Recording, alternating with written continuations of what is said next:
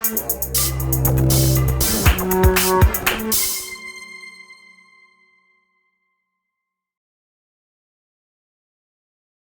while back we began looking at the idea of the logical model of Yiquan, and remember, that's an idea that's intended to bypass this problem of looking at different lineages and what different teachers have said, and instead of looking at the developments of each one like that historically, we look at it logically, even if it didn't develop like that in real history.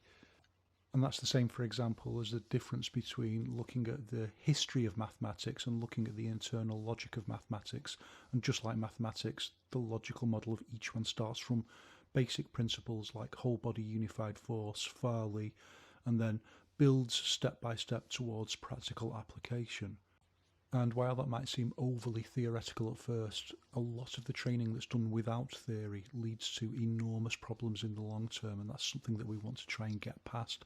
And the logical model helps us do that. It helps us explain things clearly, bypassing any of this nonsense about, well, this is right because such and such a famous person said it.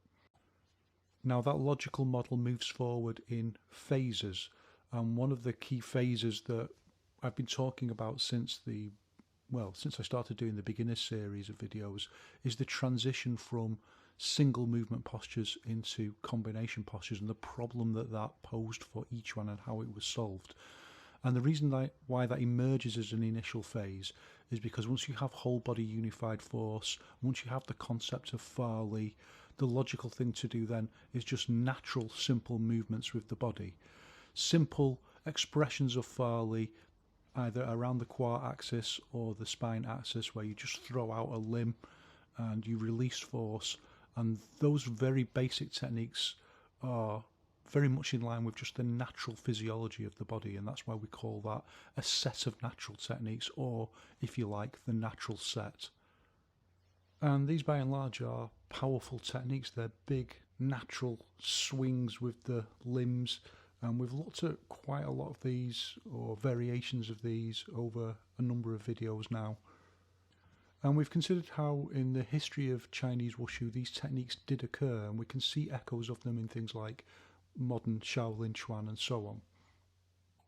And they have their place because the development of each one is also circular in many ways. We circle back, and we're going to circle back to these eventually, but we're also going to consider their limitations.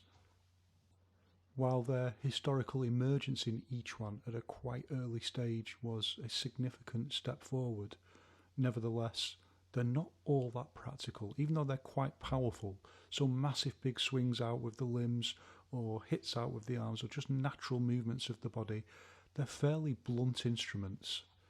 Learning them and practicing them teaches us lots about how to use whole body unified force, how to use Farley, hit and stop, setting, postures and so on. But as actual practical techniques, they're like just for bludgeoning in, and that means you can't really pinpoint. You'd be swinging in your arm, who knows what you'll hit, smash into your opponent's guard or elbows and so on, and that's not actually that useful.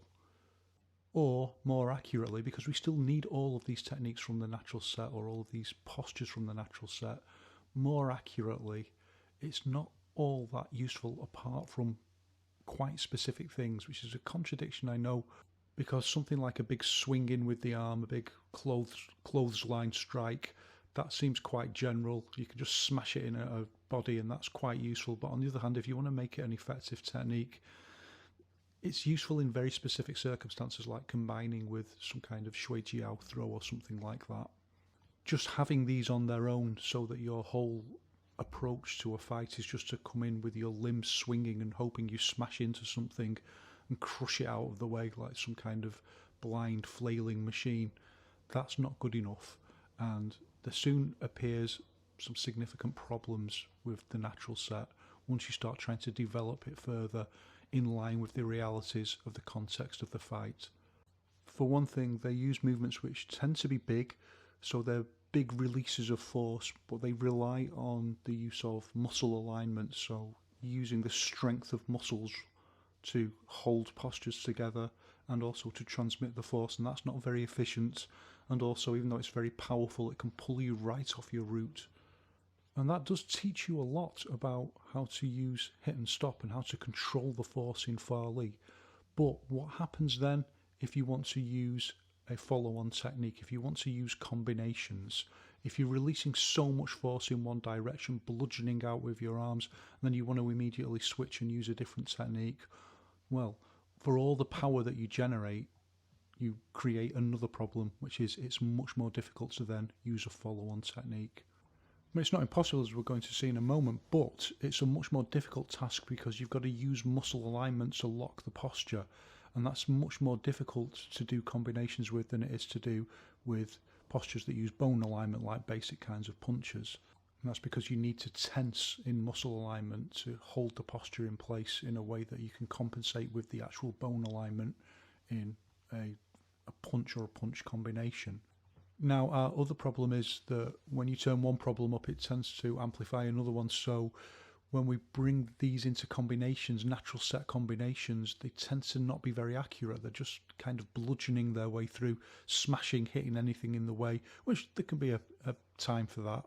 But it's not good enough for a modern level of practical martial art where we need more accuracy. It's more efficient anyway to be able to use your force more efficiently and target it more accurately.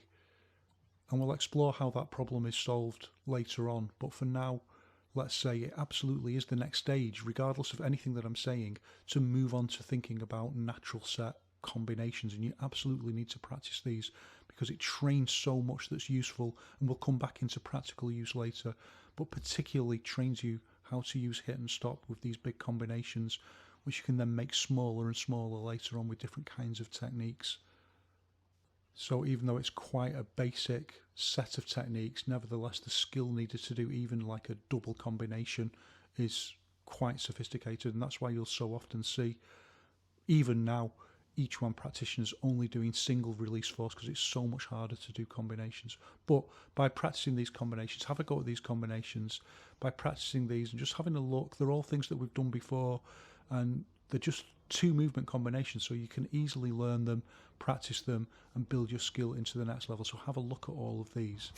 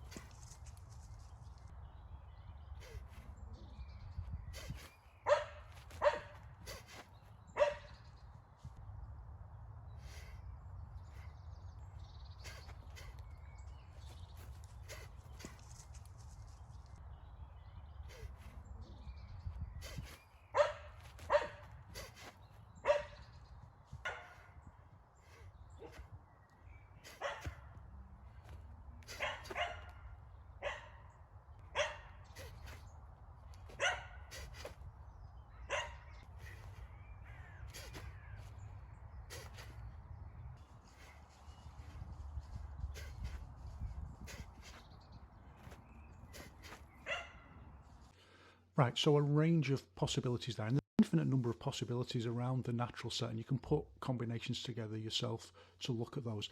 Now, if you were paying attention and you remember back to of course everyone's paying attention, wouldn't be watching otherwise, and you look back to the beginner series, you'll remember that I talked about the importance of distributing your power. So in very practical terms, if you do a big arm swing in one direction, hit and stop, then it's quite difficult to then pull it back and do a hit and stop in the other direction. So you have to think about how to sacrifice power within a combination. You can't have every technique full power and also have full speed. You just have to sacrifice or combine those things.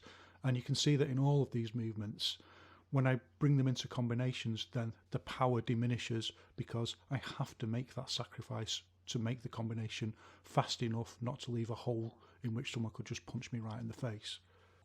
That being said, what we want to do now is start moving on to the idea of cultural sets.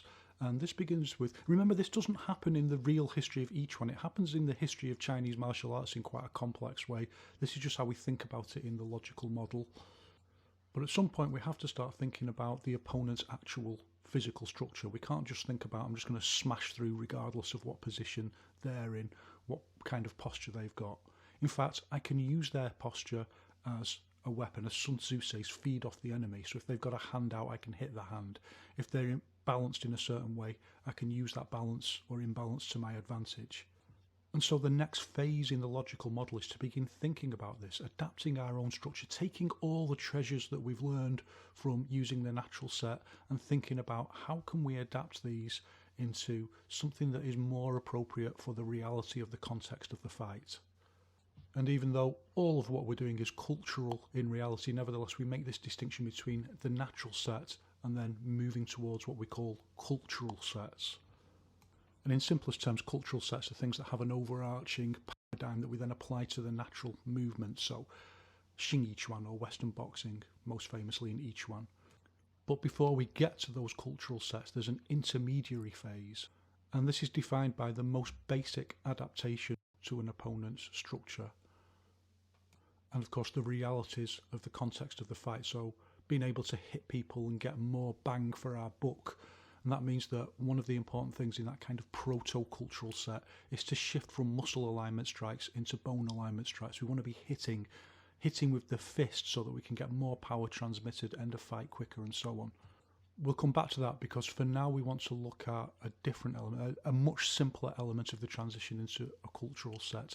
And this is just to make our own limbs more bent so that we can intercept an opponent's structure much more easily, for example, their guard. And the natural set itself contains many postures like this that can just carry on over.